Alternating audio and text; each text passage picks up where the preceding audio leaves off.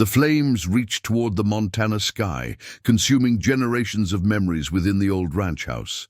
But as Thomas Blackwood watched his family home burn, something else ignited inside Blackwood, a darkness that would make his enemies wish they'd never heard the name ranch.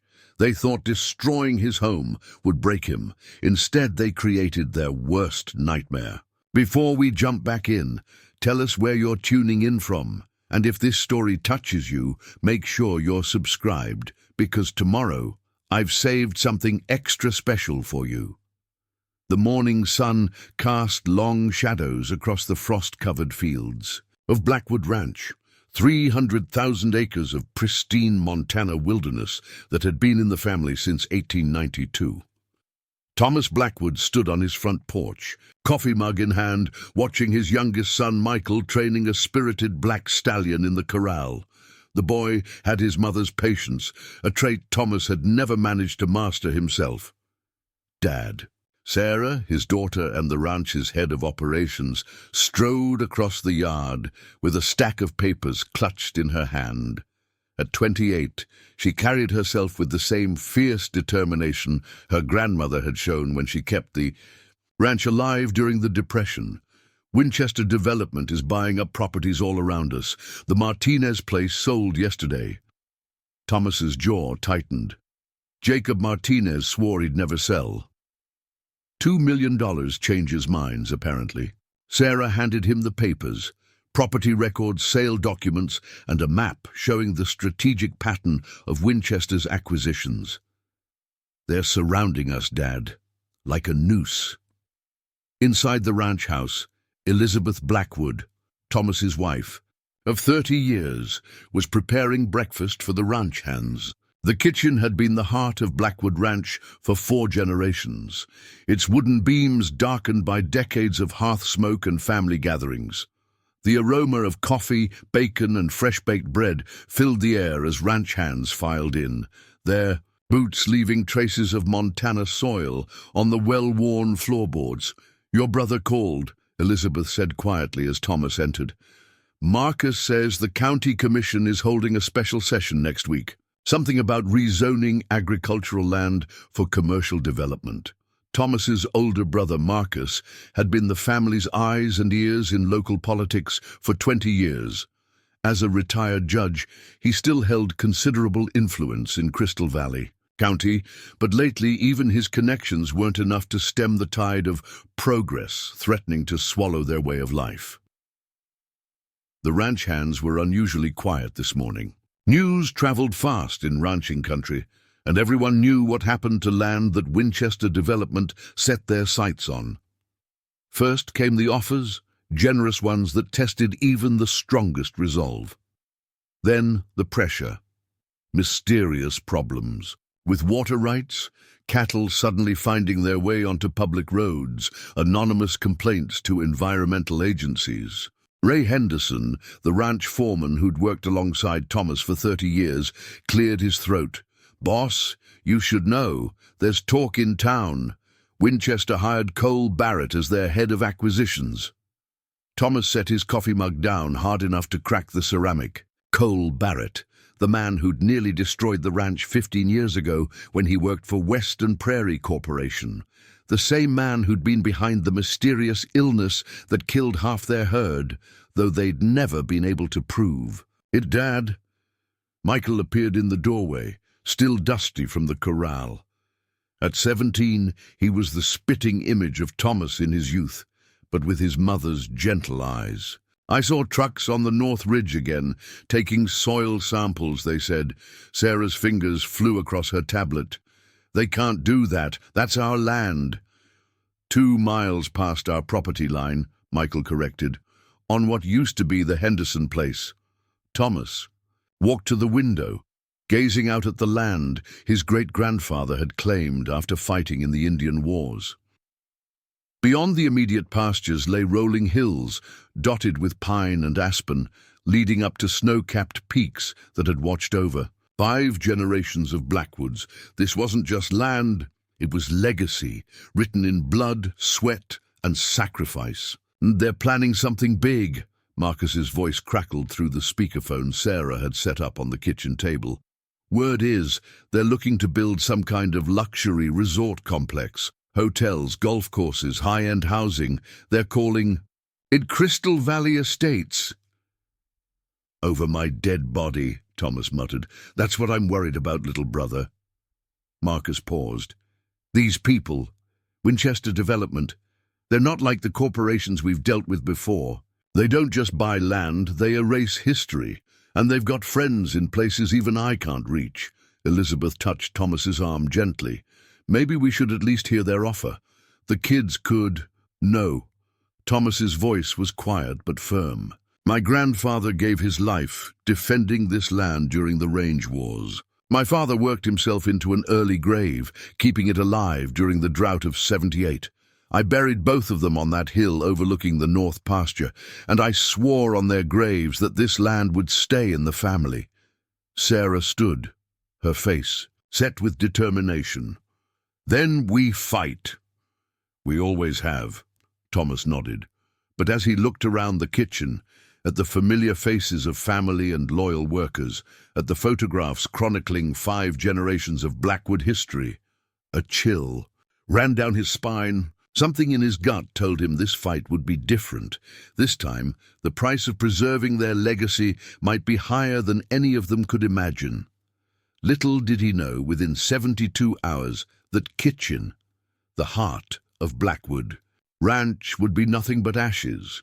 And from those ashes would rise something their enemies never expected, a nightmare of their own making. The lunch bell rang across the property, its familiar tone echoing through the valley. As more ranch hands gathered in the kitchen, Thomas noticed Jason Chen, the new veterinarian, rushing in with concern etched on his face. "Mr. Blackwood," Jason called out, still catching his breath. "Those water samples you asked me to test from the North Creek? Something's not right. The chemical composition is off, way off from our baseline readings last month." Thomas exchanged knowing looks with Ray. It was starting already, the same playbook they'd seen before. Sarah quickly pulled up historical water quality reports on her tablet, her fingers moving frantically across the screen. "There's more," Jason continued, lowering his voice. "I spotted unmarked drones over the east grazing lands this morning. They scattered when I tried to get closer." Through the window, Thomas watched a sleek black SUV crawl along the distant county road, moving too slowly to be a lost tourist. Elizabeth noticed his tension and squeezed his shoulder. After 30 years of marriage, she could read him like a book. "Marcus," Thomas spoke into the phone, "remember that piece of paper Grandpa gave you before he died? The one about the old mining claims? Already ahead of you, little brother. I pulled the records this morning. Those claims might be our ace in the hole, if they're still valid." Michael, who had been quietly listening while helping Elizabeth with breakfast, suddenly spoke up. "Dad, there's something else you should know. At school yesterday, Amy Winchester was telling everyone her father's company is already selling pre-construction units for Crystal Valley Estates. She said—" He hesitated. "She said the Blackwood Ranch would make a perfect golf course." The room fell silent. Robert Winchester's daughter attending the local high school. It wasn't a coincidence. They were being studied, assessed from every angle. Thomas walked to the old gun cabinet in the corner, running his fingers over the antique Winchester rifle that had belonged to his great-grandfather, an ironic name given their current situation. The rifle had defended this land during the range wars, and now— "Sarah," he said finally, "call an emergency family meeting for tonight. All hands on deck. Ray, I want security doubled on the north and east boundaries. Jason, keep testing those water samples, document everything.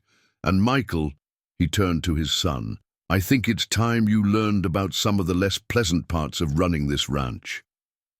As the kitchen bustled with renewed purpose, Elizabeth pulled Thomas aside. "I know that look," she whispered. "You're planning something." "These people," Thomas replied quietly, "they think they know what they're doing. They think they've done this 100 times before. but they don't understand what this land means to us. They don't understand what a Blackwood is capable of. When backed into a corner, the autumn sun was setting behind the mountains, painting the sky in shades of orange and purple. But darker clouds were gathering on the horizon, literal and metaphorical. A storm was coming to Blackwood Ranch, and only one side would survive it. Preparing and narrating this story took us a lot of time, so if you are enjoying it, subscribe to our channel. It means a lot to us. Now back to the story. The family meeting never happened that night.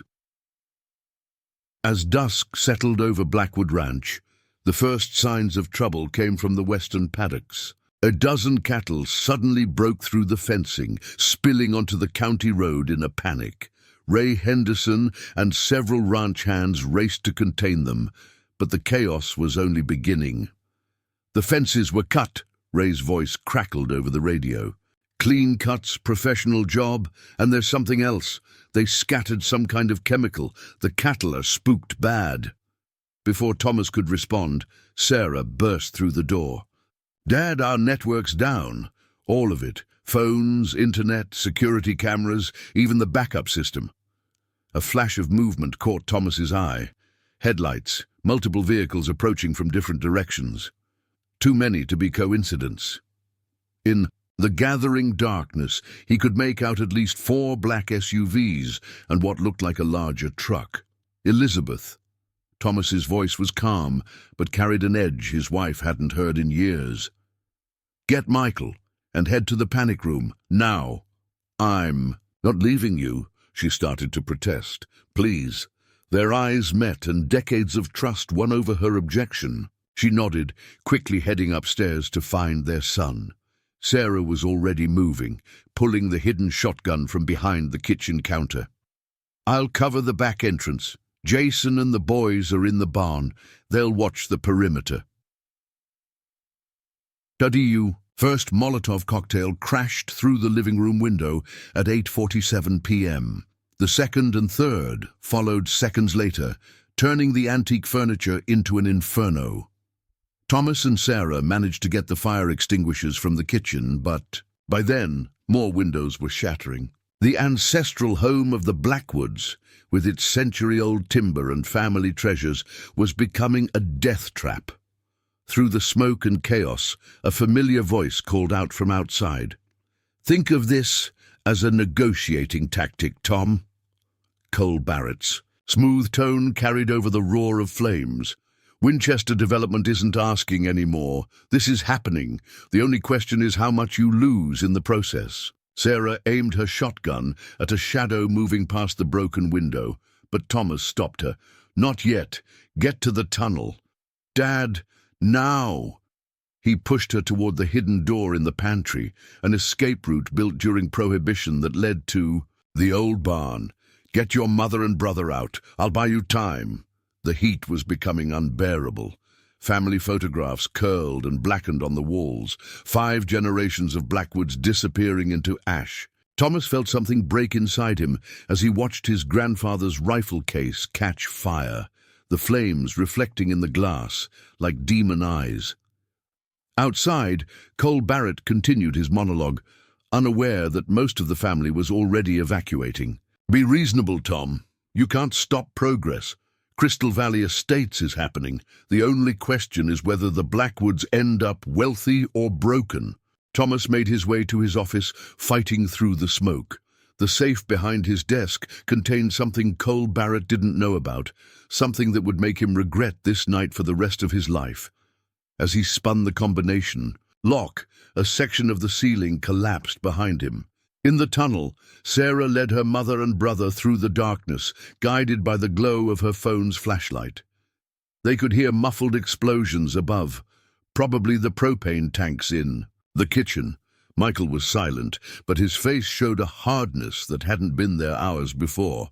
Elizabeth clutched a small leather bag, the one she kept packed with essentials and irreplaceable family documents. They emerged in the old barn to find Ray Henderson and most of the ranch hands waiting with trucks ready. Jason Chen was treating Burns on two of the younger workers who'd tried to fight the fire. "Where's Dad?" Michael's voice cracked. As if in answer, another explosion rocked the main house. Sarah started back toward the tunnel entrance, but Ray grabbed her arm. "Look!" A figure emerged from the inferno. Thomas Blackwood, clothes singed, carrying a metal lockbox and his great-grandfather's rifle, somehow rescued from the flames. Behind him, the grand old ranch house that had stood for over a century was fully engulfed. Cole Barrett's voice rose once more. "This is just the beginning, Tom." Next time, the crack of the antique rifle split the night. A cry of pain followed, then the sound of scrambling vehicles. They had expected to break the Blackwoods tonight. Instead, they'd just made the biggest mistake of their lives. "Sarah," Thomas's voice was hoarse from smoke but steady. "Call Marcus. Tell him it's time to execute Protocol Black." "The nuclear option?" Elizabeth's eyes widened. "Thomas, are you sure?" He looked at his family, his wife's quiet strength, his daughter's fierce determination, his son's newfound hardness. Then he turned to watch his home burn, the flames, reflecting in eyes that had gone cold as Montana winter. "They think they know what war is," he said quietly. "They think this is business as usual. But they just burned down the wrong family's legacy, and I'm going to teach them what a real nightmare looks like." In the distance, sirens wailed. Too late to save the house, just as Cole Barrett had planned. But he didn't know what Thomas had retrieved from that safe. He didn't know about Protocol Black, and he didn't know that he'd just started a war he couldn't possibly win. The Blackwoods had lost their home, but they were about to show Winchester Development exactly what happens when you back a family like theirs into a corner. The fire department arrived to find the Blackwood family standing in silent formation, watching their legacy burn. But there was something else burning in their eyes, something that made even the seasoned firefighters uneasy. "Mr. Winchester sends his condolences." A smooth-voiced woman in an expensive suit emerged from one of the unmarked cars that had arrived with the emergency vehicles. "Tragic accident. He'd like to meet tomorrow to discuss how he can help." Rachel Kane, she extended her hand to Thomas, head of public relations for Winchester Development. Thomas didn't take her hand. Instead, he opened the metal lockbox he'd rescued from the fire and pulled out a single photograph. It showed a younger Robert Winchester shaking hands with a man whose face had been carefully crossed out.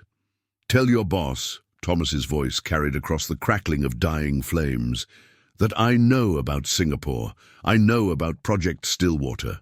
And I know who really owned that land before the accident." The practiced smile faltered on Rachel Kane's face for just a fraction of a second, but long enough.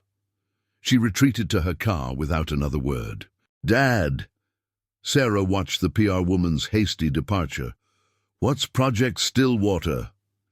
"Insurance," Thomas replied, securing the lockbox in Ray's truck. "And the reason Robert Winchester is going to wish he'd never heard of Blackwood Ranch." As the firefighters fought the last of the flames, Thomas gathered his family and most trusted hands. "Ray, get everyone to the North Camp. Sarah, activate the offshore accounts. All of them. Michael, you remember how to get to Uncle Marcus's hunting cabin?" The boy nodded, his young face set with newfound purpose. "Good. Take your mother there, Elizabeth." Thomas turned to his wife, who was still watching their home's final moments. "You know what to do with the documents." "Already encrypted and sent," she replied without turning. "Marcus will have everything by morning." Jason Chen approached cautiously, holding his medical bag. "Mr. Blackwood, you should let me check those burns." "Later," Thomas cut him off. "Right now, I need you to make some calls. Remember those friends you mentioned from your time at the CDC, the ones interested in irregular chemical patterns in groundwater." Jason's eyes widened slightly, but he nodded. In the distance, more vehicles were arriving. County sheriff, fire marshal, probably. Reporters soon. Thomas knew the official story would be out by morning. Tragic electrical fire at historic ranch house. Another piece of old Montana lost to time and bad luck. But Cole Barrett was still out there, nursing a bullet wound that would never be reported. And Robert Winchester was about to learn that some families can't be bought, some histories can't be erased, and some enemies can't be bargained with. "They burned down our home," Thomas said quietly to his gathered family. "Now we're going to burn down their entire world, and we're going to do it legally, publicly, and completely. By the time we're done, the name Winchester will be poison." In 5 states, Sarah checked her phone. The first messages from Marcus were already coming in. "Protocol Black is in motion," she confirmed. "No going back now." Thomas took one last look at the smoldering ruins of his family home. Somewhere in there, generations of memories were turning to ash. But from those ashes, something new was rising. Something that would haunt Winchester Development's board meetings and Barrett's dreams. They thought they were dealing with simple ranchers. They were about to learn what happens when you mistake family tradition for weakness and legacy for mere property. The nightmare was just beginning. Marcus Blackwood's hunting cabin sat high in the Crystal Valley Mountains, a fortress of stone and timber that had weathered countless storms. But the storm brewing inside its walls now was unlike any before. "You're out of your mind, Thomas." Marcus paced the length of the cabin's main room, his judge's composure cracking. "Protocol Black isn't just burning bridges, it's nuclear warfare. If we start this, there's no going back." The family had gathered in the pre-dawn hours, tensions high as the gravity of their situation sank in. Elizabeth sat quietly by the fireplace, methodically cleaning Thomas's great-grandfather's rifle. Sarah worked furiously on 3 laptops, coordinating with their network of allies. Michael stood guard by the window, his childhood vanishing with each passing hour. "They crossed the line, Marcus." Thomas's voice was deadly calm. "They didn't just attack our home, they attacked our bloodline." "And what about my bloodline?" Marcus stopped pacing. "I've got 2 kids in college and a reputation in the judiciary. Protocol Black will expose everything, not just Winchester's secrets, but ours too. The land deals from the 70s, Dad's arrangements with the State Water Board." Sarah's head snapped up from her screens. "What arrangements?" A heavy silence fell over the room. Thomas and Marcus exchanged loaded looks, the kind that spoke of buried secrets and old wounds. "Tell her," Elizabeth said without looking up from the rifle. "Tell them all. If we're going to war, they need to know what they're fighting for." "And against." Thomas sank into his father's old leather chair. "Back in 1978, during the drought, the ranch was failing. Your grandfather, he made deals to save it. Deals that weren't exactly legal. The water rights we depend on today, they were purchased with more than money." "Dad?" Michael left his post by the window. "What did Grandpa do?" "He made sure certain judges ruled certain ways, made sure certain officials looked the other way when water got diverted. Marcus helped cover the paper trail when he became a judge himself." "Jesus Christ," Sarah whispered. "If this comes out, it gets worse," Marcus cut in. "Robert Winchester knows. Or at least, he knows enough to start digging. Why do you think he was so confident about moving against us? He's been collecting leverage." The cabin door burst open, making everyone jump. Ray Henderson entered, covered in frost from the mountain air. "We've got movement on the ranch. Winchester's. People are already surveying the burned house site. They're moving fast." "Of course they are," Thomas stood. "They think we're broken, running scared." He turned to his brother. "Marcus, I understand your concerns, but this isn't just about the ranch anymore. This is about family." "Family?" Marcus laughed bitterly. "Was it about family when you sent Cole Barrett to prison 15 years ago? Was it about family when you refused to help his wife and kid afterward?" Michael's head snapped up. "What?" "Your father didn't tell you that part, did he?" Marcus continued. "Cole Barrett was my protege once. His wife Angela was like a daughter to me.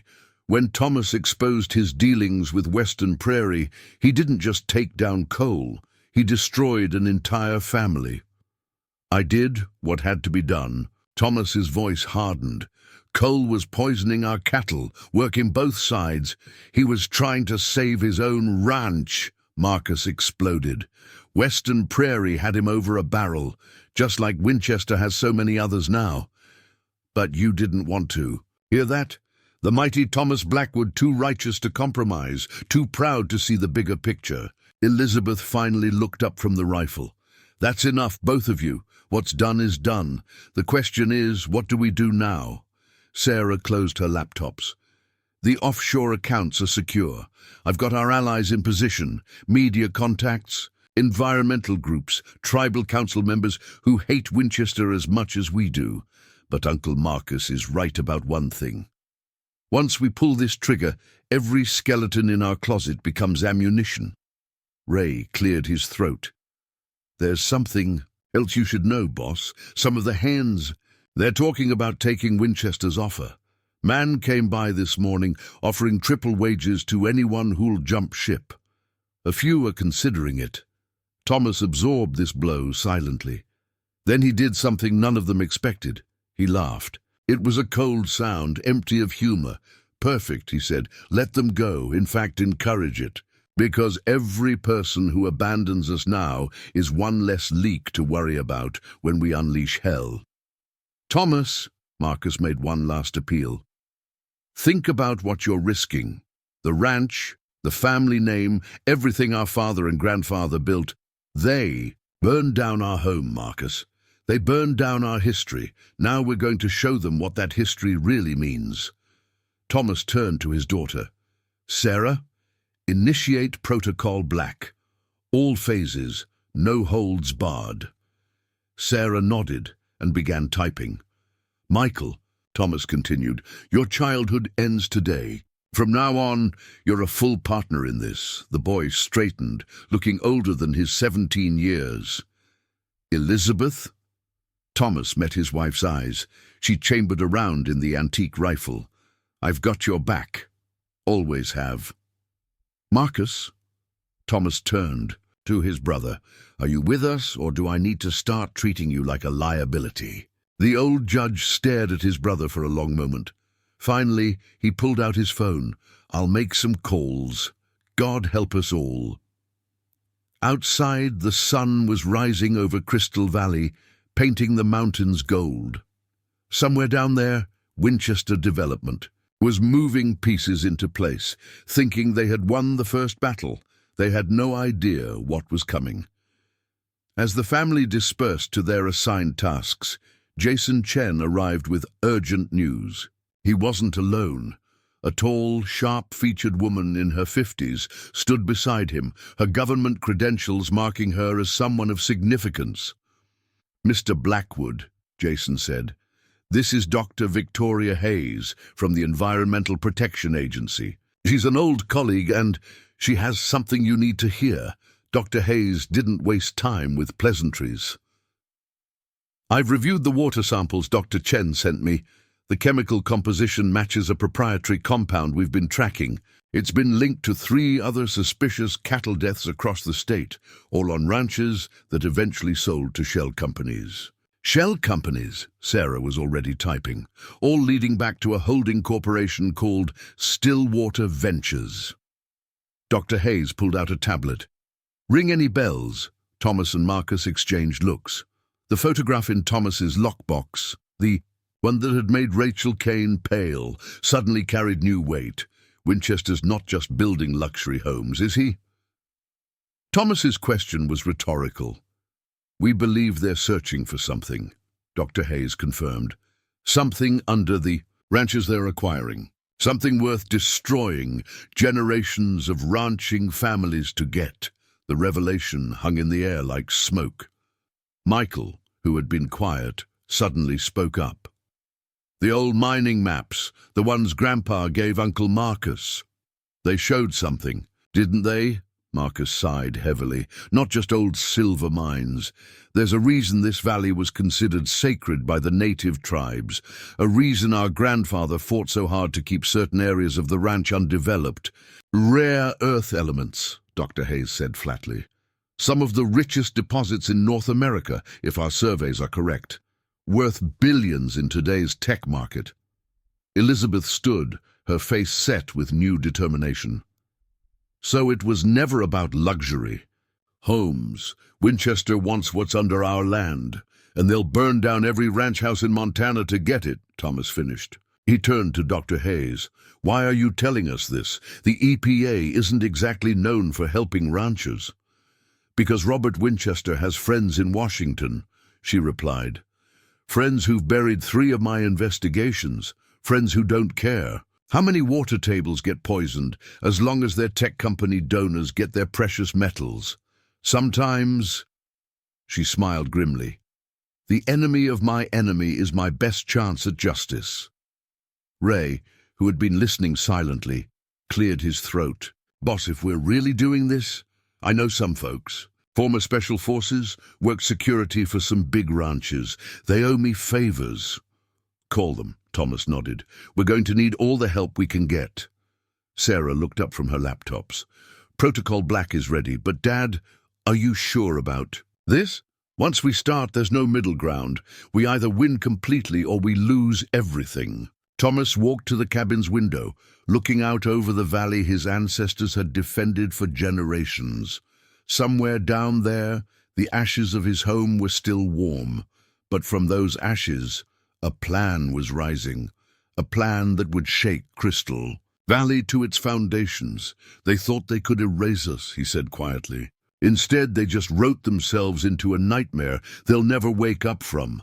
Execute Protocol Black, all of it, now. The sun climbed higher over the mountains, marking the beginning of a new day. But for the Blackwoods, for Winchester development, and for everyone caught in between, it marked the beginning of a war that would change everything. The nightmare was about to begin. Protocol Black hit Winchester development like a precision missile strike. By noon, 3 major environmental news outlets had broken stories about contaminated groundwater across Montana, all linked to mysterious corporate land acquisitions. By 2 o'clock, Winchester development stock had dropped 12%. By sunset, Robert Winchester's carefully crafted public image was beginning to crack, but the enemy didn't bleed without striking back. We've got trouble, Sarah burst. Into the command center they'd established in Marcus's cabin. Big trouble. They're moving against the ranch hands' families. Thomas looked up from the maps he'd been studying. What do you mean? Foreclosure notices. Tax audits. Suddenly, every bank in 3 counties is calling in loans. They're going after everyone connected to us. She pulled up documents on her screen. The Hendersons, the Martinezes, even Jason's clinic is being investigated for regulatory violations. Ray Henderson's weathered face went pale. My daughter's farm. Already handled, Elizabeth interrupted, entering with a stack of papers. Marcus transferred emergency funds an hour ago. Every family under threat is being moved to secure accounts. She turned to Ray. Your daughter's farm is safe. They can't touch it now. But Thomas saw something in his wife's eyes. What aren't you telling us? The transfers. They're traceable. If Winchester's people dig deep enough, they'll find Marcus's involvement. His judicial career is already over. Marcus stepped into the room, his face grim. Just got the call. The Judicial Ethics Board is launching an investigation into my entire career.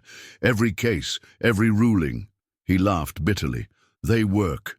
Fast. I'll give them that. Michael, who'd been monitoring communications, suddenly straightened. Movement at the main ranch. A lot of it. They gathered around the surveillance feeds. Dozens of vehicles were entering Blackwood property, construction equipment, survey teams, and what looked suspiciously like private security forces.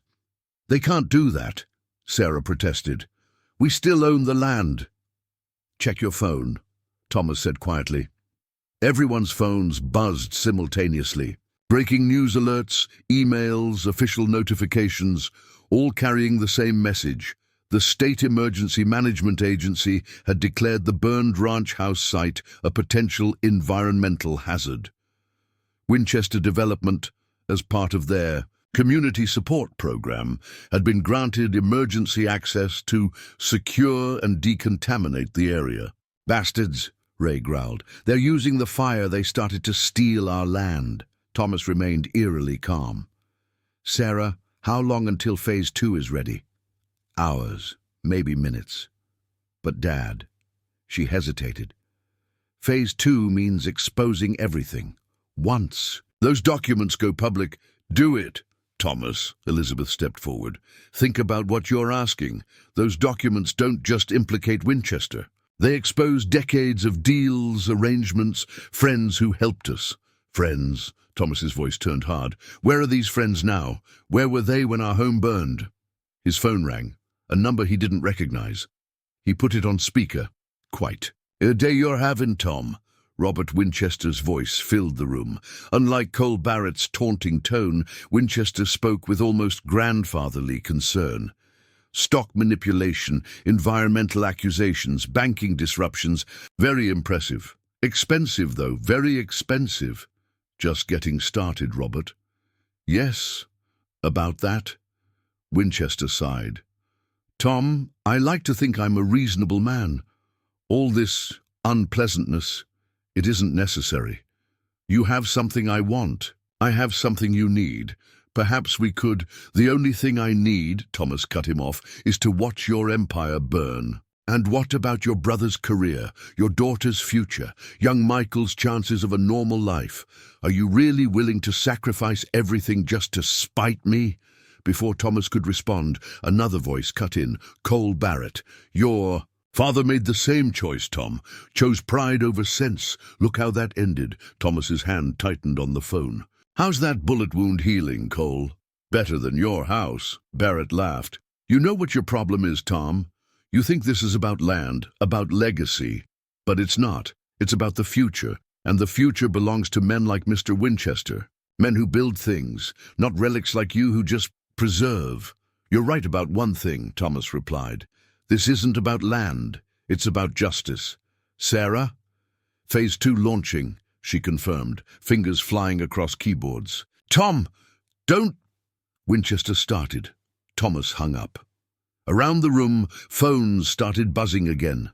News alerts, social media notifications, email blasts, all carrying fragments of a story that had been buried for decades. A story about corruption, corporate manipulation, and the true cost of progress in Montana. "They'll come for us now," Marcus warned. "All of us, no more games." "Let them come." Thomas moved to the window, watching the sun set behind the mountains his grandfather had died defending. "They burned down our home, thinking it would break us. Instead, they just forged something stronger in those flames." Elizabeth joined him at the window, taking his hand. "What did they forge?" He turned to face his family, his wife's quiet strength, his daughter's fierce intelligence, his son's growing resolve, his brother's tortured loyalty, Ray's steadfast dedication. In their eyes, he saw not defeat, but determination, not fear, but fury. "Their worst nightmare," he answered. The cabin's satellite phone rang, their secure line. Sarah answered, her face growing darker as she listened. "It's Jason," she reported. "They just raided his clinic, FDA agents, supposedly. They're claiming his water sample tests were falsified. They're trying to discredit him before he can testify." "Dr. Hayes?" Thomas asked. "Gone underground. Her EPA credentials were just suspended pending a routine review." Sarah's fingers flew across her keyboard. "They're trying to isolate us, cut off every ally." Michael, who had been monitoring the ranch's surveillance feeds, suddenly stood up. "Dad, you need to see this." The screens showed a familiar figure walking among the construction vehicles at the ranch site. Angela Barrett, Cole's ex-wife. She was methodically photographing everything with a professional camera. "She's a photojournalist now," Marcus explained quietly. works for Reuters. After Cole went to prison, she had to rebuild her life somehow. Thomas watched the woman whose life his actions had helped destroy 15 years ago. She moved with purpose, documenting the corporate invasion of Blackwood land. Friend or foe, the answer could change everything. I know that look. Elizabeth touched her husband's arm. What are you thinking? I'm thinking it's time we gave the Empress something real to photograph. He turned to Ray. How many of our people can you absolutely trust? About 15, maybe 20. Get them ready. Sarah, is the evidence about Winchester's shell companies secure? She nodded. Backed up on servers in 3 countries. Good, because tomorrow morning we're taking back our ranch, and we're going to make sure the whole world sees exactly who Robert Winchester really is. Ray shifted uncomfortably. Boss, they've got private security there, armed. So are we. Thomas picked up his great-grandfather's rifle, and unlike them, we're fighting for something real. Marcus stood. If you're really doing this, I know some people, judges who owe me favors. Ones even Winchester can't touch. We'll need them, Thomas acknowledged. Because after tomorrow, there's no middle ground left. We either win everything or lose everything, Elizabeth finished.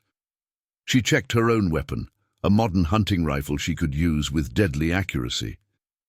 Well, they already burned. Down my home. Not much left to lose. Michael cleared his throat. What about me? What's my role? Thomas studied his son. No longer a boy, not quite a man, but forged in the fire that had taken their home. You, he said finally, are going to help us remind Montana what the name Blackwood really means. Outside, night was falling over Crystal Valley. Down at the ranch, Winchester's people were setting up floodlights, preparing to work through the darkness. They thought they were securing their victory. Instead, they were setting the stage for their own downfall. The nightmare was about to show its teeth. Dawn broke over Crystal Valley to the sound of helicopters. 3 news choppers circled the Blackwood ranch, cameras rolling as an unprecedented scene unfolded below. A line of pickup trucks stretched across the valley floor, each carrying ranchers from across the state. Behind them, a convoy of tribal vehicles from the neighboring reservation moved in formation, and at the front, Thomas Blackwood rode his father's stallion, the morning sun glinting off his great-grandfather's rifle. Sir, one of Winchester's security commanders spoke urgently into his radio. We have a situation here. Multiple vehicles approaching. Looks like every rancher in the county. Cole Barrett's voice crackled back. Stop them! Now! The private security forces moved to form a blockade, but they hadn't counted on what happened next. From the surrounding hills, dozens of figures emerged, military precise, well-armed, and wearing the patches of various federal agencies. Remember me? Dr. Hayes stepped forward, now wearing her full EPA credentials. Brought some friends this time. FBI Environmental Crimes Division, Treasury Department Financial Crimes Unit, and some very interested parties from the Department of Interior. Sarah's voice came through Thomas's earpiece. Phase 3 is live. Every major news outlet is carrying the story. Winchester Development stock is in freefall. You can't do this. Rachel Kane emerged from the Winchester command. Center her corporate polish cracking. This is a legally authorized environmental cleanup operation. Actually, Marcus Blackwood stepped forward, accompanied by 3 stern-faced judges. As of 6 a.m. this morning, this entire valley is under federal protection pending multiple investigations. Here's the injunction, signed by the Ninth Circuit Court of Appeals. Thomas watched as Winchester's security forces began to waver. They were hired guns, not true believers, and they were suddenly realizing they were on the wrong side of both the law and history. But Cole Barrett wasn't giving up. He emerged from the command center, arm still bandaged from Thomas's bullet.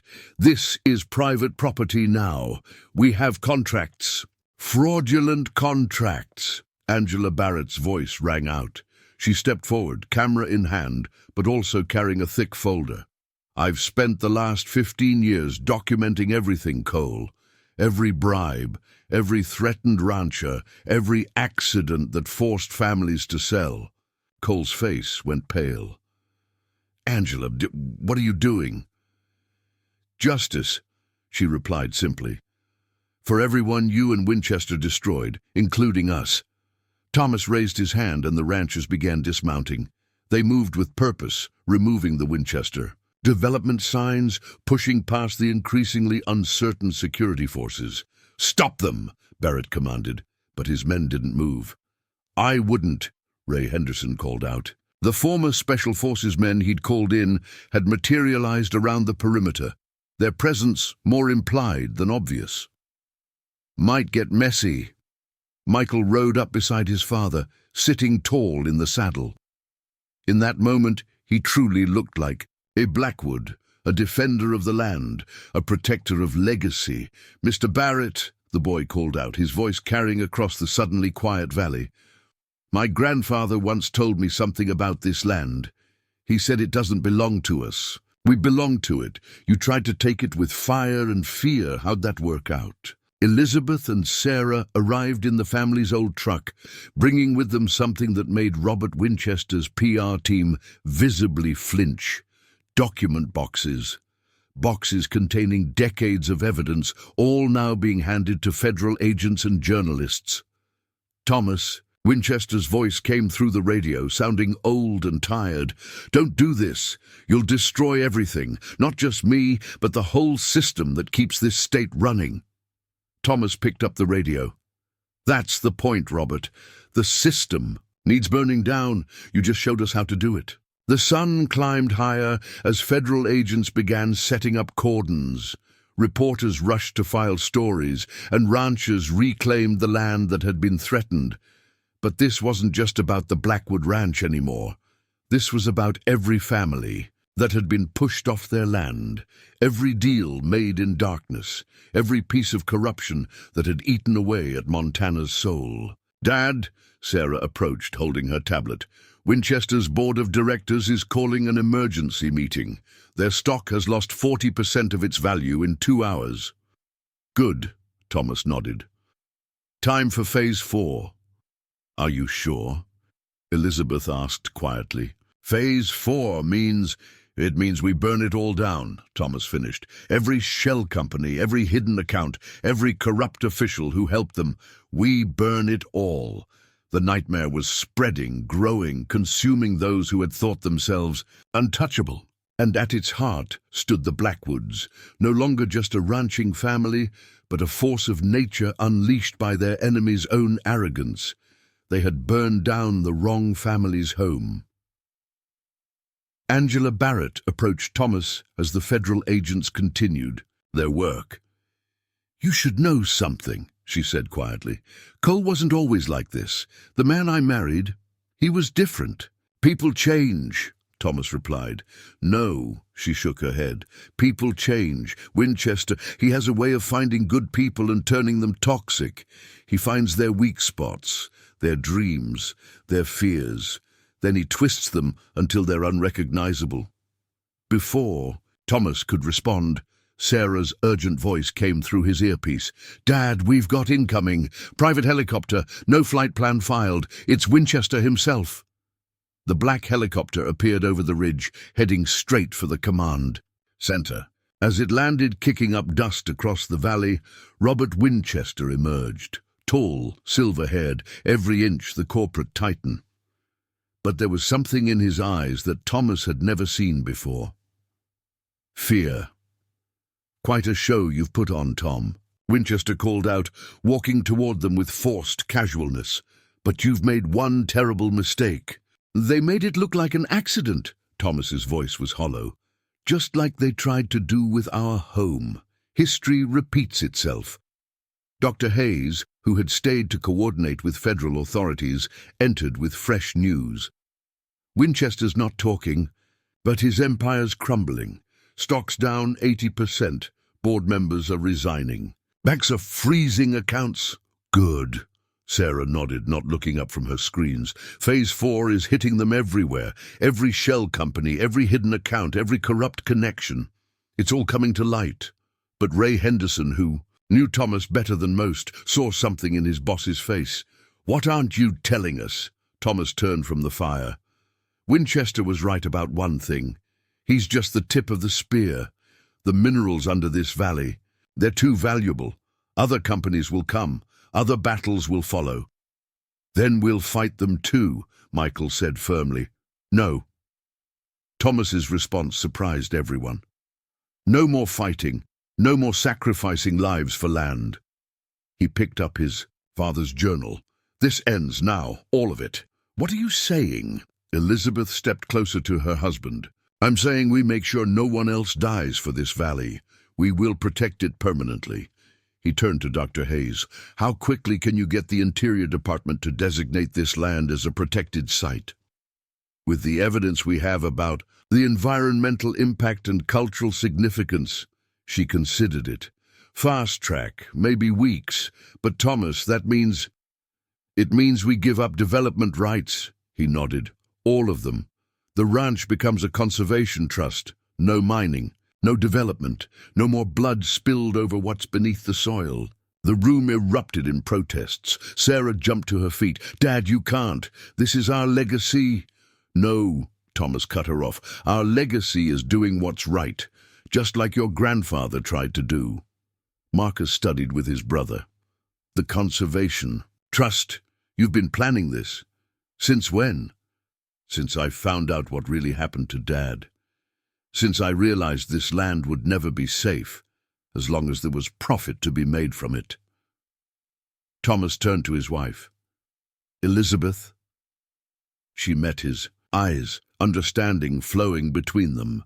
"Do it. The ranch hands," Ray said. "Their livelihoods will be protected," Thomas assured him. "The trust will need managers, rangers, people who know this land, who loves it, who'll defend it the right way." Michael stood, his young face serious. "What about the house, our home?" "We'll rebuild," Elizabeth said softly. "Not the same house, not the same life, but maybe something better." Angela Barrett, who had been quietly documenting everything, finally spoke. "You know what this means? Once the land is in trust, there's no going back, no changing your mind. You'll have sacrificed everything you fought for."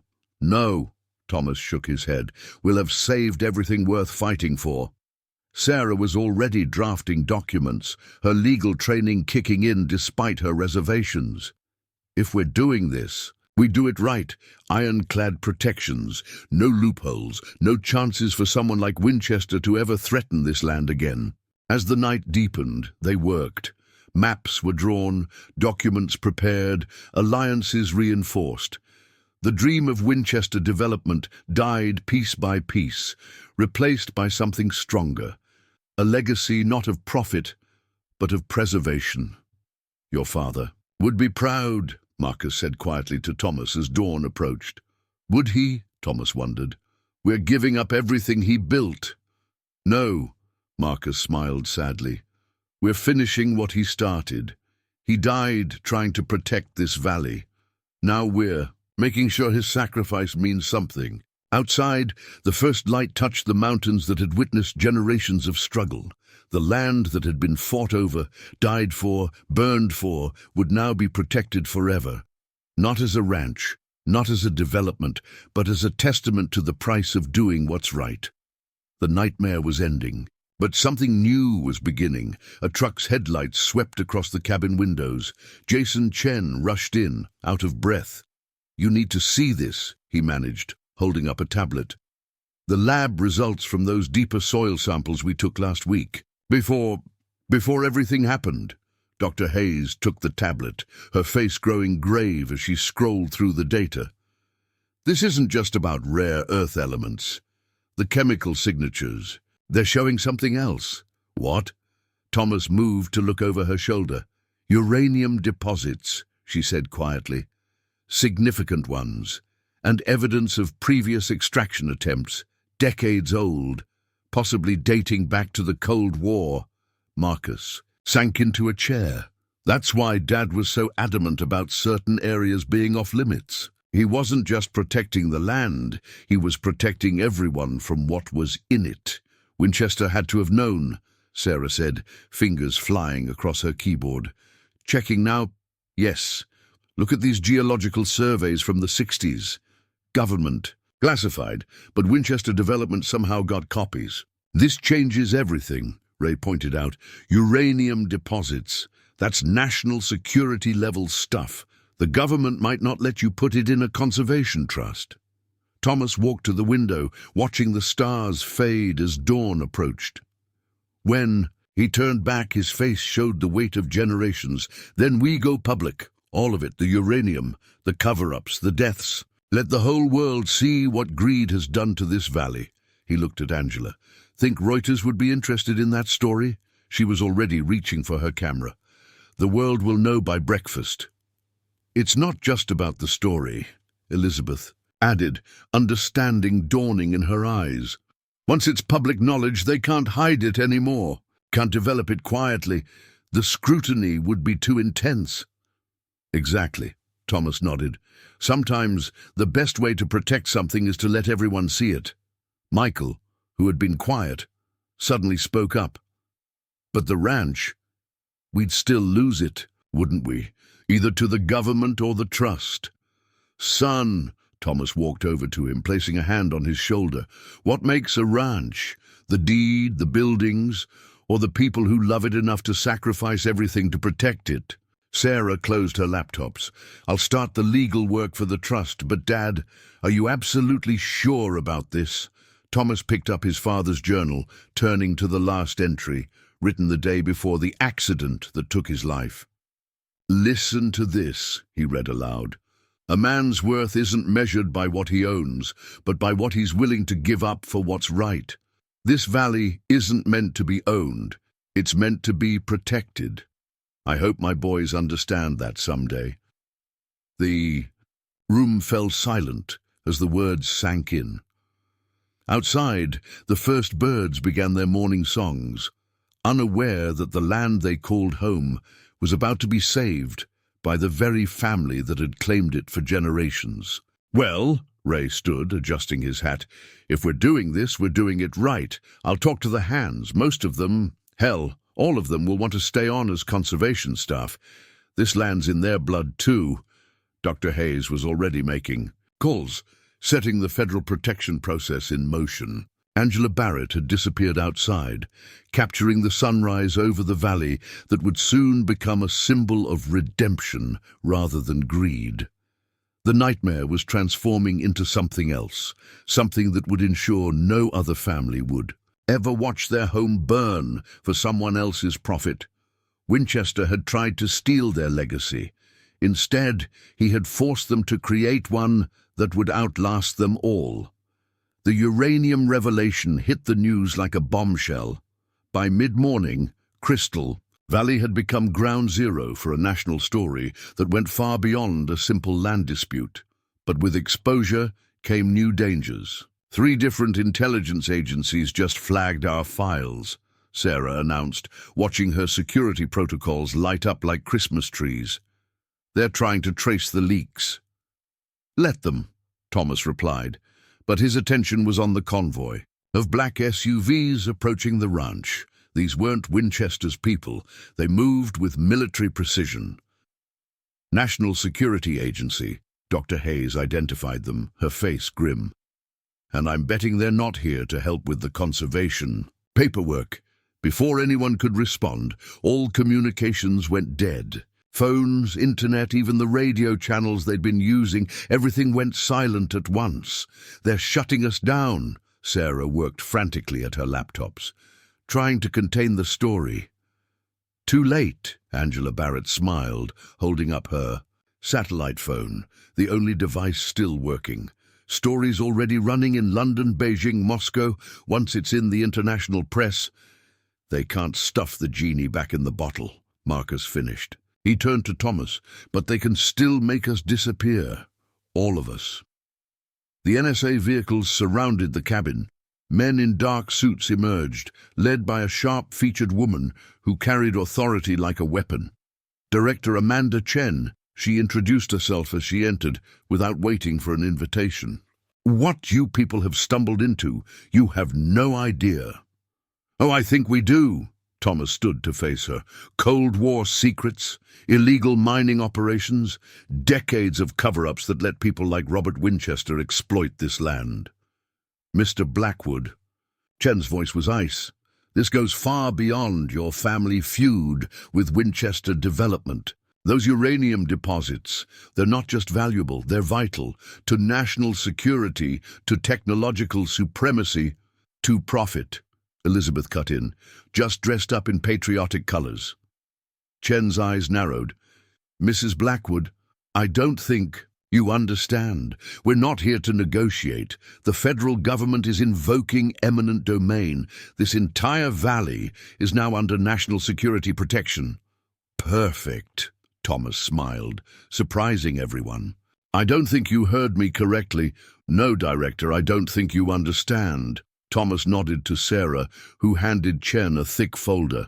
"Those are copies of every illegal operation ever conducted in this valley, every shell company, every covered-up death, every contaminated water table, including operations conducted by certain three-letter agencies." Michael watched the director's face as she scanned the documents. "Dad knew, didn't he, about all of it? Your grandfather kept records," Thomas explained, "of everything. And now the whole world knows too." Chen looked up sharply. "These documents are classified. Publishing them is treason."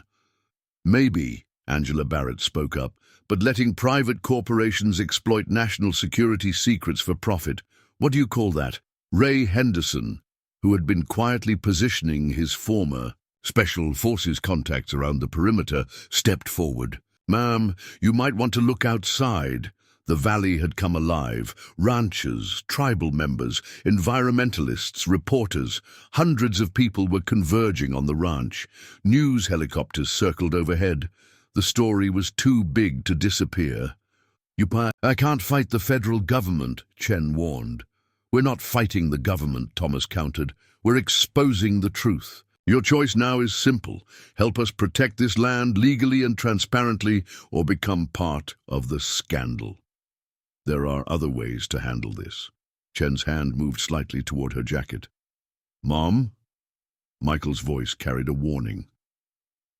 Elizabeth already had her rifle trained on the director through the window. "Any violence here," Marcus added calmly, "will only validate everything we've exposed." The standoff stretched for a long moment. Then Chen's phone buzzed, the only device they'd allowed to remain active. She read the message, her face tightening. "The Secretary of Interior is holding an emergency press conference," Sarah announced, having access to satellite feed. "They're announcing a joint task force to investigate historical uranium mining operations across the western states." "Seems you've forced our hand," Chen said finally, "but don't think this is over." "No," Thomas agreed. "It's just beginning. But this time, everything happens in the light. No more secrets. No more families watching their homes burn." The director left with her team, but everyone knew this wasn't the end. The nightmare had evolved, grown beyond Winchester Development, beyond even the federal government's reach. "They'll be back," Ray warned. "Let them come," Thomas replied. "We've got something they don't."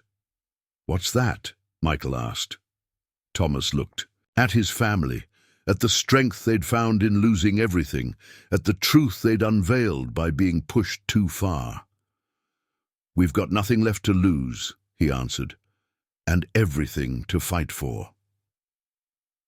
The old mining tunnels beneath Crystal Valley had been sealed for decades. As Thomas led the small group through the recently opened entrance, their flashlights revealed more than just abandoned equipment and rotting support beams. These markings, Dr. Hayes examined the tunnel walls. They're radiation warning signs, military grade, circa 1960s. "Look at this," Michael called out, his light revealing a rusted filing cabinet. Inside, they found something unexpected. Photographs, dozens of them preserved in the dry underground air. Sarah picked up one, hand trembling. "Dad, is this your grandfather?" Thomas nodded, looking at the image of a younger version of his father, standing with men in military uniforms. "And that man next to him? That's Robert Winchester's father." They worked together. Michael's surprise was evident. "More than that," Marcus added, studying the photos. "They were friends, partners in whatever was happening down here."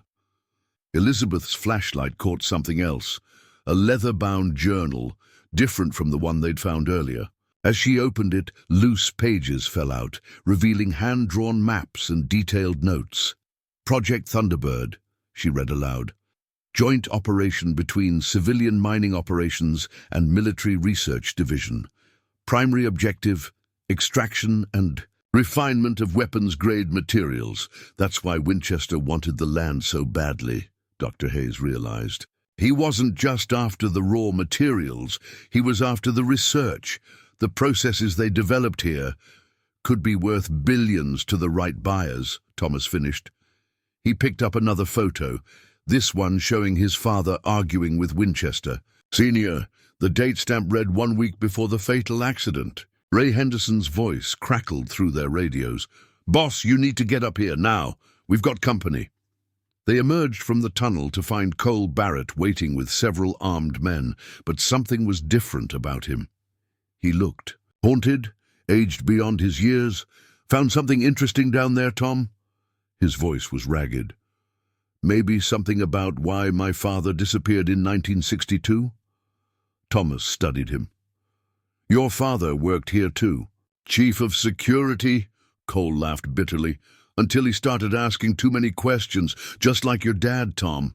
Just like everyone who ever tried to expose what really happened in this valley." Sarah was already connecting the dots on her tablet. "The accidents didn't start with our grandfather. They go back decades. Every time someone threatened to expose the truth, they had an accident." Cole nodded. "My father, your father. How many others? All to protect the secrets buried under this land. Why are you telling us this?" Elizabeth's hand stayed near her rifle. "Because I'm dying," Cole said simply. "Radiation exposure. Turns out those old tunnels aren't as sealed as everyone thought." Winchester knew. He knew, and he sent us down there anyway, looking for the old research files. Michael stepped forward. "That's why you helped burn our house. Revenge?" "No, kid. Warning. Winchester's not the end of this. The people behind Project Thunderbird, they're still out there, still protecting their investments." He handed Thomas a USB drive. "Everything I could find, every name, every shell company, every death made to look natural." Before Thomas could respond, shots rang out. Cole's men returned fire, covering their retreat as black SUVs appeared on the ridge. "NSA again?" Sarah asked, taking cover. "Worse," Cole grimaced, clutching his side where blood was spreading. "Private contractors, the kind governments hire when they need something to disappear." "Get to the tunnel," Thomas ordered his family. "Ray's men will cover us." "No time." Cole pulled out a detonator. "These tunnels, they're rigged. Have been since the 60s. One last failsafe if the truth ever got too close to the surface." "You'll die," Elizabeth realized. Cole smiled grimly. "Already dying? But I get to choose." "How?" "Get to the North Ridge. Evidence is buried there, real evidence, enough to blow this whole thing wide open." Thomas met his old enemy's eyes, seeing for the first time the weight of secrets that had turned him into what he became. "Your father would be proud," Thomas said quietly. "So would yours." Cole pressed the detonator into Thomas's hand. "Now go. Show them what happens when you bury the truth for too long." As the Blackwoods retreated under covering fire, Cole Barrett turned to face the approaching forces. His last act would be his first step toward redemption. The valley shook as decades of buried secrets finally saw daylight. The nightmare had deeper roots than anyone had imagined, and those roots were about to be torn out of the ground. The explosion rocked Crystal Valley like an earthquake. As the dust settled, Thomas and his family watched from the North Ridge as decades of buried secrets disappeared into the earth. Coal. Barrett had made his final choice. Multiple vehicles approaching, Ray's voice crackled through their radios. Not just contractors, government vehicles, news vans, everyone's converging. Let them come, Thomas replied, clutching the USB. Drive Cole had given him. Sarah, his daughter, was already working, her laptop connected to a satellite uplink. Uploading everything now. Once it hits the servers, there's no stopping it. But before she could finish, a familiar voice cut through their communications. I wouldn't do that if I were you, Robert Winchester's voice. But he was supposed to be in custody. Surprised, Winchester continued. You didn't really think a county jail could hold someone with my connections, did you? Through binoculars, they could see him emerging from a helicopter that had landed near the collapsed mine entrance. He wasn't wearing handcuffs anymore. Instead, he was flanked by men in dark suits, not contractors this time, but something worse. Those are CIA, Dr. Hayes whispered. Deep state operatives. Your friend Barrett made quite a mess, Winchester called out, his voice carrying across the valley. But he didn't have all the pieces. Show them, he ordered one of his men. A large screen was set up, showing live video feeds. Marcus's office being raided. Ray Henderson's daughter's farm is surrounded by armed men. Jason Chen's clinic being evacuated. Everyone they'd tried to protect was now at risk. Last chance, Tom. Winchester's voice held no emotion now. Stop the upload. Hand over everything you found, or watch everyone you tried to protect suffer the consequences. Elizabeth's hand found Thomas's. We knew it might come to this. Michael, who had been watching the scene unfold, suddenly spoke up. Dad, look at the ridgeline. Through the morning mist, shapes were emerging.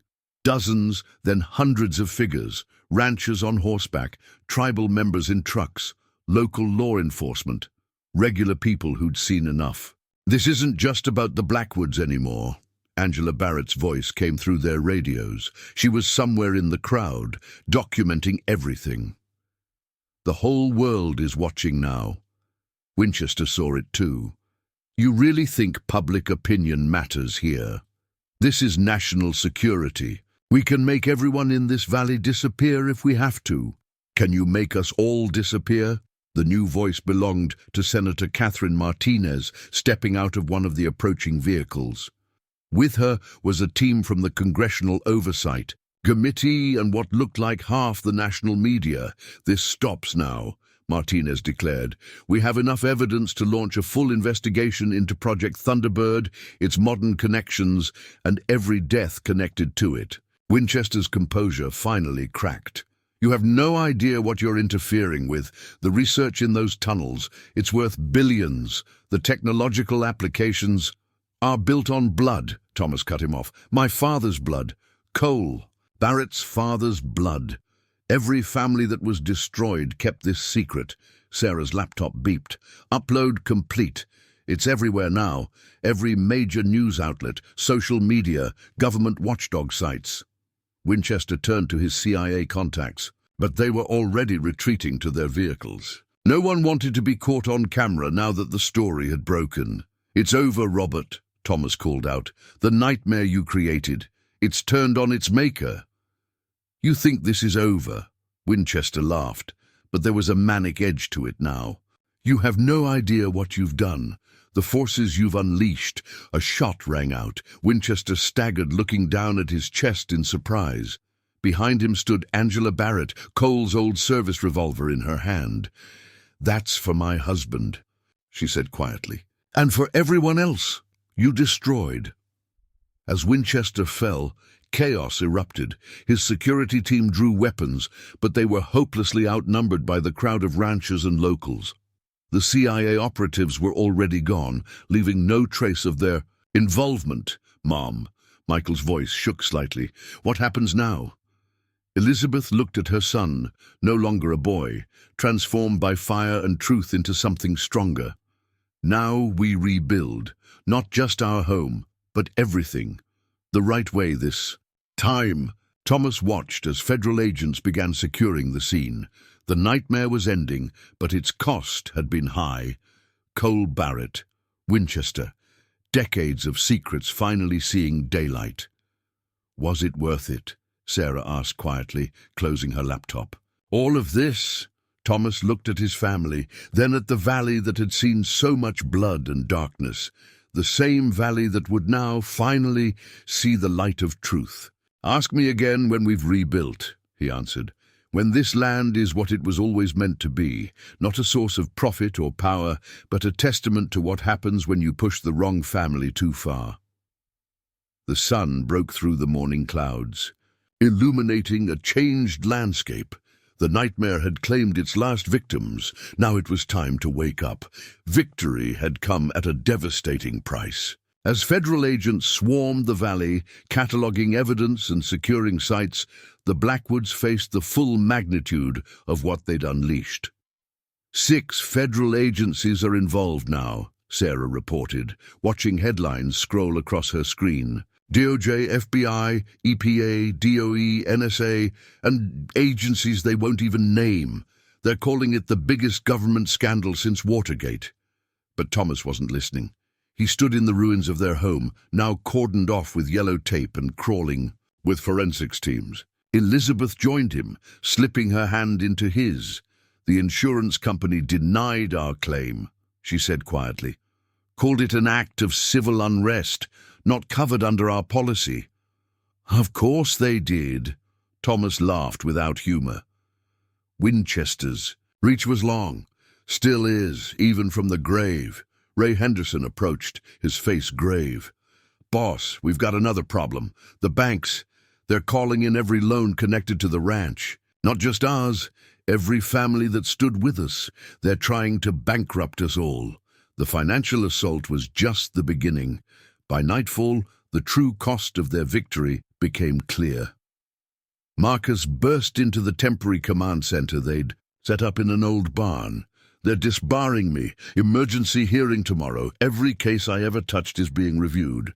They can't do that, Michael protested. You helped expose corruption. They can and they are, son. Marcus sank into a chair. The old guard is fighting back. Anyone connected to us is a target now. Dr. Hayes entered next, her face ashen. My security clearance has been revoked. 30 years of research gone. They're even questioning my doctoral credentials. One by one, their allies reported similar attacks. Jason Chen's medical license was under review. The tribal council members who supported them faced federal audits. Even Angela Barrett's journalism credentials were being challenged.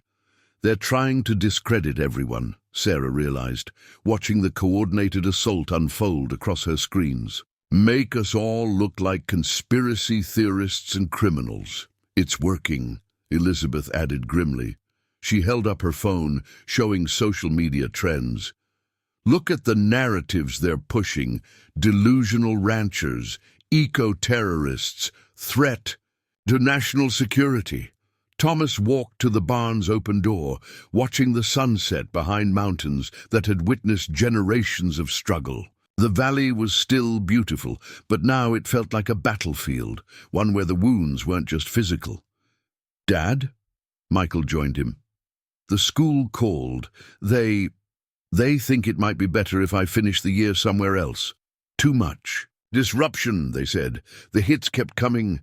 Local suppliers wouldn't sell to them. Insurance companies dropped their coverage. Banks froze accounts. Even some of their oldest friends started avoiding them, afraid of being caught in the fallout. They're not just trying to destroy us, Sarah concluded, watching another account. Freeze notification pop up. They're trying to erase us, make it impossible for anyone connected to us to function in society. Ray, who had been making calls all day, had the worst news. The hands, most of them are leaving. Can't blame them. With their accounts frozen, families to feed, Thomas absorbed each blow silently, but Elizabeth could see the weight crushing him. This wasn't just about their home anymore. Everyone who had stood with them was paying the price. Maybe, Marcus ventured carefully, maybe we should consider their offer. What offer? Michael demanded. The DOJ reached out, Marcus explained. They're willing to minimize the damage if we agree to certain terms. No more investigations, no more exposures. We sign NDAs, accept a modest settlement, and disappear quietly. Quietly? Elizabeth's voice was steel. Like Thomas's father, like Cole's father, like all the others, they may disappear quietly. But Sarah was looking at her screens thoughtfully. They're scared, she realized. All of this, the financial attacks, the professional sabotage, the social isolation, it's not just revenge. They're terrified we have more evidence. Do we? Michael asked. Thomas finally turned from the door. In the fading light, his face showed not defeat, but something else, a dangerous calm. Cole's last words, he said quietly. Evidence buried in the North Ridge. We never got the chance to look, did we? The feds have the whole area locked down, Ray pointed out. But they don't know these mountains like we do. Elizabeth understood where her husband was going. There are ways. It's too dangerous, Marcus protested. We've lost enough already. Thomas looked around the barn at what remained of their world. His wife's unwavering strength, his daughter's brilliant determination, his son's growing resolve, his brother's tortured loyalty, Ray's steadfast dedication. They'd lost almost. Everything almost. They burned down our home, he said finally, thinking it would break us. Instead, they taught us what we're really made of. He turned to his family. Now we show them what happens when you back a Blackwood into a corner. The sun disappeared behind the mountains, plunging the valley into darkness. But in that darkness, something was stirring, something that would make their enemies wish they'd never heard of Crystal Valley. The nightmare wasn't over. It was just beginning its second act. The old hunting cabin deep in the mountains had been in the Blackwood family for generations. Now it served as their war room. Maps covered the walls. Computers hummed in corners, and the atmosphere crackled with renewed purpose. The North Ridge is heavily guarded, Ray reported, marking positions on a topographical map. Federal agents, private security, even military contractors. Whatever's buried up there, they're desperate to find it first. Sarah worked between 3 laptops, her fingers flying. Their search patterns are methodical. They're using ground-penetrating radar, but they're focused on the obvious areas. Old mining sites, marked caves, which means they don't know exactly what they're looking for, Thomas concluded. He pulled out Cole Barrett's old service revolver, retrieved from the scene before the feds could find it. Or where to look. Elizabeth studied the oldest map.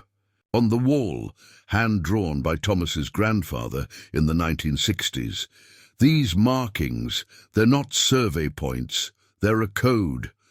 Dr. Hayes, who had refused to be intimidated by the loss of her credentials, examined the markings.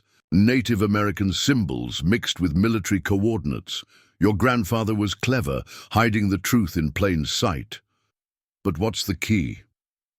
Michael had been studying his great-grandfather's journal. There's something here about the place, where shadow meets light at the summer solstice. Marcus, who had just returned from his disbarment hearing, joined them. The tribal elders used to talk about a sacred cave that only appeared once a year, when the sun hit the rocks just right. Most people thought it was a legend. Dad believed in legends, Thomas said quietly. Enough to hide something there. Angela. Barrett emerged from the cabin's darkroom, where she'd been developing old photographs found in Cole's effects. Look at this. She held up a photo showing Thomas's father and Cole's father standing before a rock formation. The shadows in this picture, they form an arrow. Cross-reference with the tribal maps, Sarah called out, pulling up digital overlays. There's a formation that matches, but it's not where they're searching. It's here. She pointed to a seemingly unremarkable spot. Perfect hiding place. Ray nodded appreciatively. Natural cave system, hidden entrance, only visible at certain times of day. And the summer solstice is in 3 days, Michael added. Thomas studied the maps, the photos, the evidence they'd gathered. They'll be expecting us to make a move. Every obvious approach will be watched. Then we don't use an obvious approach. Elizabeth smiled, pulling out her own map, one showing hunting trails known only to the family. We go in from above. It's not just about getting there first, Marcus warned. Whatever we find, we need to survive long enough to use it. Sarah looked up from her computers. I've been working on that. Remember those media contacts we cultivated? They're ready. One signal from us, and every major network goes live with our story. And I've got something better, Angela added. Documentary footage. Everything that's happened, everyone who's been hurt, ready to stream to millions. The tribal council is with us too, Ray reported. Despite the pressure, they're ready to declare the entire valley sacred land if we give the word. Dr. Hayes pulled out her own files, and I've compiled everything about the environmental impact. The moment this goes public, every environmental group in the country will descend on Crystal Valley. Thomas absorbed their plans, seeing how each piece could fit together. We're not just going for evidence, he realized. We're going to make this bigger than they can contain. Much bigger, Sarah confirmed. Social media campaigns, viral videos, public pressure. Once it starts, they won't be able to shut it down. But we need something concrete, Marcus insisted, something they can't deny or discredit. That's what's waiting in that cave, Thomas said with certainty. Dad and Cole's father didn't die for nothing. They found something big enough to kill for.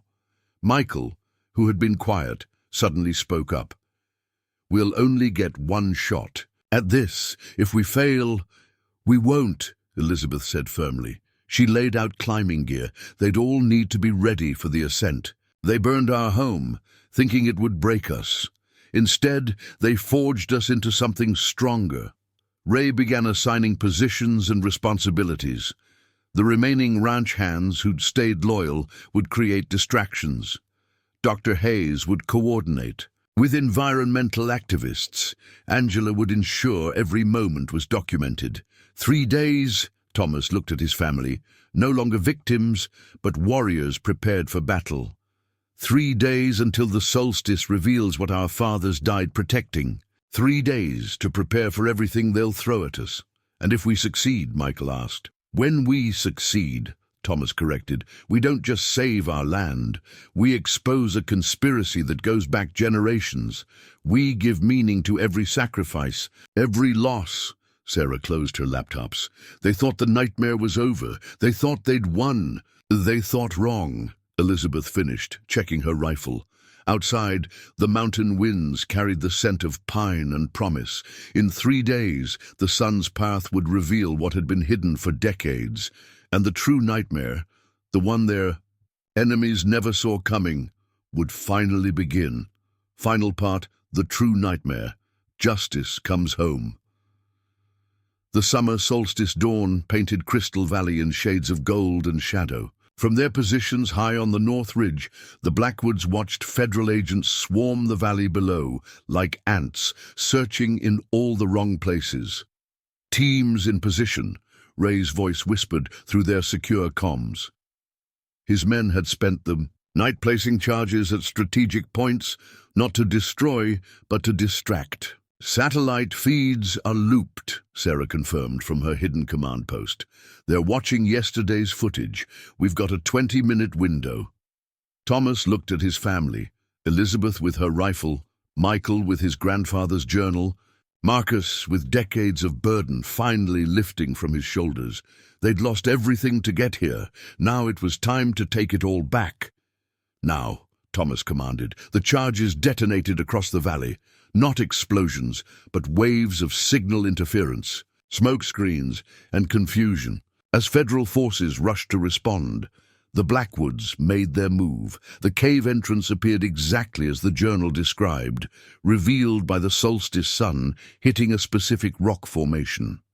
Inside, they found what 2 generations had died. Protecting, my God, Dr. Hayes breathed, examining the contents. This isn't just evidence of uranium experiments. These are documents proving government collaboration with corporations going back to World War II. Names, dates, body counts. Keep going, Thomas urged as they penetrated deeper into the cave. There's more. The final chamber contained a sight that made even Marcus gasp. Dozens of steel boxes, each containing microfilm, documents, and something else. Bars of refined uranium, proof of illegal weapons-grade processing. This is why they killed them, Elizabeth realized. Your father, Cole's father, they discovered that it wasn't just mining. They were building something here, something illegal. Sarah, are you receiving? Thomas activated his camera. Crystal, clear. His daughter's voice came back, streaming to every major news outlet now. Angela's documentary is going live. Social media is exploding. But they weren't alone.